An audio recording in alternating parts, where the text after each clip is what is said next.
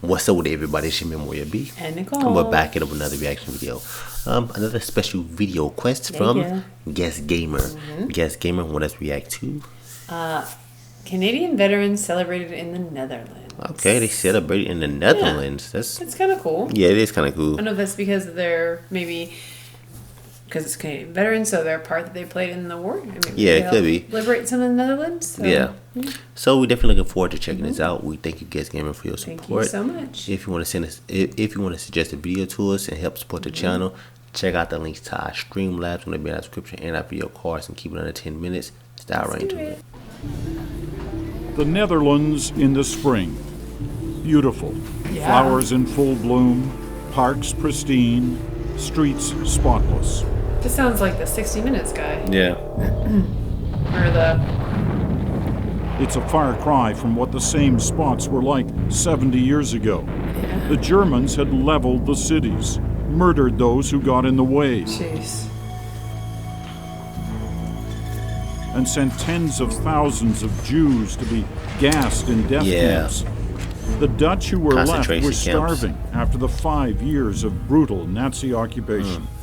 By 1945, they were so hungry, some were eating tulip bulbs to stay alive. What? Oh my gosh. The rickets-ridden bodies of this Dutch family are witnesses to the treatment the Germans meted out to our friends in Holland. Dang. That's when the Canadians arrived, blasting their way into towns like this one, Apeldoorn, crushing the Nazis, liberating the people.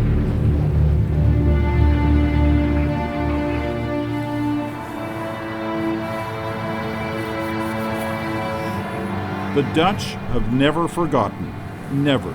And this week, they'll be in these streets again, by the thousands, to welcome back some of those Canadians now in their 90s who gave them their country, their lives back. That's really cool. They bring them back. Yeah.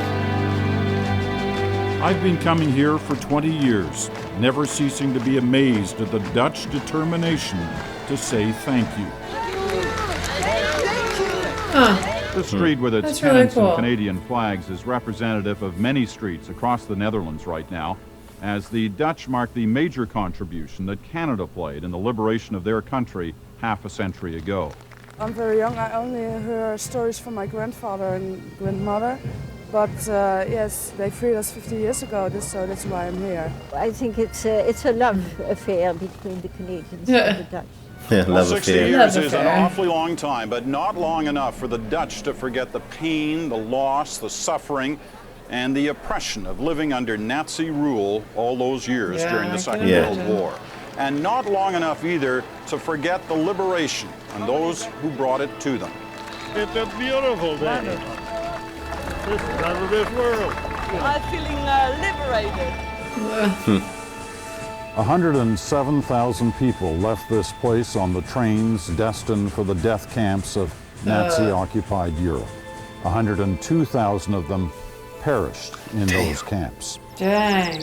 On days like this, the Dutch come to remember what happened here more than 65 years ago. Wow. The camp life was dominated by the train. The train was taking away 2,000, 3,000, 4,000 prisoners, and you prayed being not on the list. Why do they never forget? Just listen to some of the stories we've heard over the years. And I said, do you eat that every day? Sure. You want some? What is that? I'll give you a whole loaf. A whole loaf of white bread. I ran to the house and I planted it on the breakfast table and I said, here, look at it. Canadians are here. Wow. Yeah. I can't imagine the street like sign the joy in an you'd Apeldoorn feel. suburb. Yeah. If the name looks Canadian, it's because it is. A dozen streets in this neighborhood are named after one of the almost 8,000 Canadians who never came home from the battle. Oh, wow. What was it about those young men who, through the generations, the Dutch won't stop thanking? Yeah. Who were those guys? George Beale was one of them, a major with the 48th Highlanders. Every few days he'd stop and write a letter home to his wife, Ruth, in Toronto. This is one of them. Here's what he said. My own darling, I haven't written you for 5 days. I didn't feel much like it, sweetie, as we were fighting again, and I was awfully busy, and we've been having a tough fight. At the moment, I'm sitting in a city called Apeldoorn, and the Queen's Palace is within 100 yards of me. Dang. It's close. That's the Queen's Palace, right over there. We're about 100 yards from it. He might have been right there. here. When he wrote it in the area. We entered the town proper this morning after a big advance from the Isle River. I'm fine, Ruth, so don't worry, although I'm very tired. The enemy's running like the devil again, and we have to chase him. The fighting was bloody, and the dying. But through it all, George wrote to Ruth about the love he had for his men. He wrote this one on Sunday, April 22nd. I have fought and lived with those men for over a year, and to me they seemed as though they were part of my family.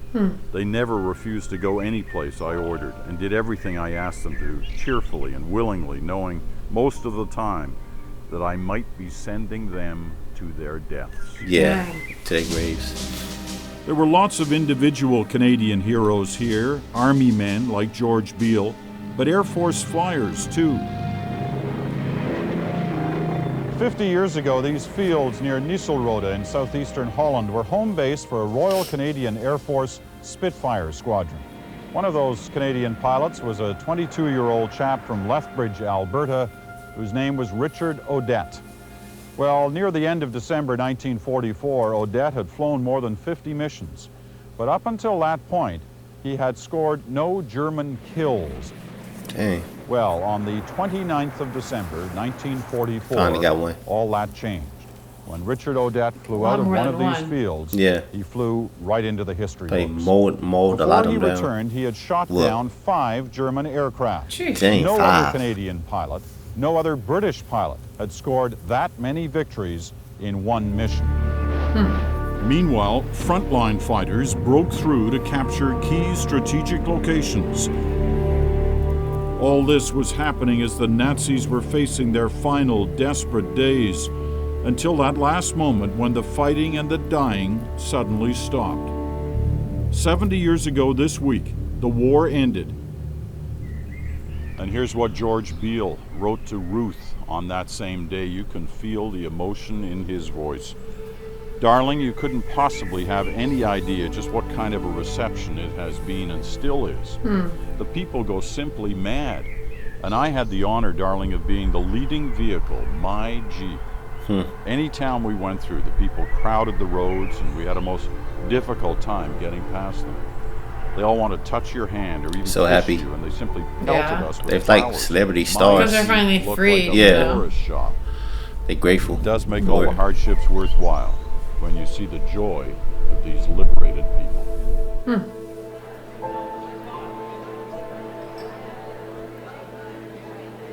For this year's returning heroes, new medals from the local mayor. Your memories, your thoughts guide us as we shape our future. And new thoughts about an old battle. Well, I was stationed here during the war as a Canadian Women's Army Corps, which I'm very proud of. And it brings back so many memories. And I always have a place in my heart for Holland, for Apeldoorn. And it's a great, great day, you know. For the little thing we did, we get so much, 1,000 times more time. The Dutch people are so The Dutch people are the faithful to best people in the world, and I mean it. Wow. Wangeningen just down the road from Apeldoorn, in that little building. That's where the Germans finally surrendered. These extraordinary pictures capture the moment. To the Commander-in-Chief, 21 Army Group. These forces to lay down their arms and to surrender unconditionally. And there at the table, Canadian General George Kitching, distinguished then and just as distinguished when I chatted with him at the same table 50 years later. Wow. How do you feel when you come back in this room? It's almost as if they're ghosts, as if you are the German on the opposite side of the table, Peter. it was full of people then. And any movement, the quiet, it was a very quiet room. And in spite of the fact that there were 30 Canadian reporters, they were quiet. The general is gone now, and so are many of the men who fought with him. But the ones who are left, the ones who still come, the ones the Dutch, young and old, still so adore, are here with their memories. The ones that hurt, the ones that leave them quiet, and the ones that somehow make them smile. I've never felt that I sacrificed anything to be part of a liberating army. There were so many Canadians who lost their lives here in the Netherlands. How did you handle that on a day-to-day basis? I put it out of my mind altogether. Yeah, you kind of have to. But nonetheless, I cry when I go to the cemetery and see my friend's grave. I never learned to cry. You just feel it inside. What does it mean to you guys to be remembered the way you are here in this country, the way they look at you, the way they react to you? It's 70 years ago that we were here, but still, the kids are still enthusiastic about what we did here 70 years ago.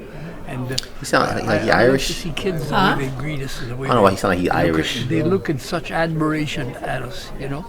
Really, it was something. He's probably not, but yeah, he sounds just a little bit, but maybe just me. There's usually a lot of French in Canada, but.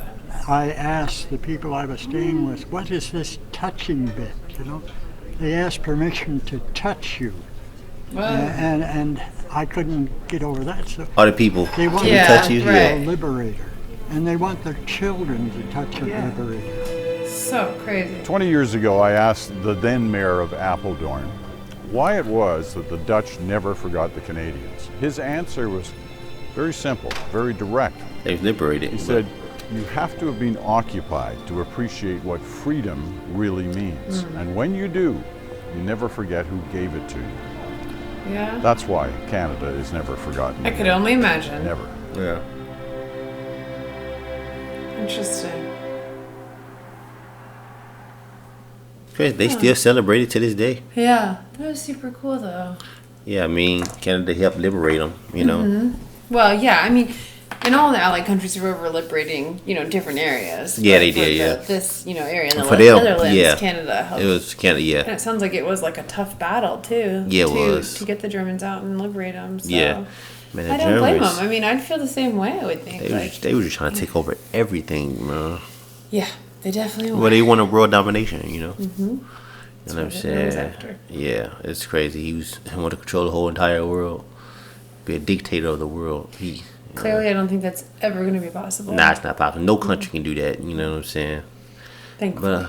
But yeah, man, we definitely enjoyed it. It was definitely like heartwarming and again, another really interesting and educational one. Yeah, that I never really knew about. Appreciate getting to know some of this. The little lore things that no one knows about. Yeah, you know? But yeah, we definitely thank you, Guest Gamer. But we are going to end this video. Don't forget to subscribe. And thumbs it up. Turn on notifications. It's your memory to be. And Nicole. We're gonna catch you on the next one. Stay awesome. Peace and love, baby.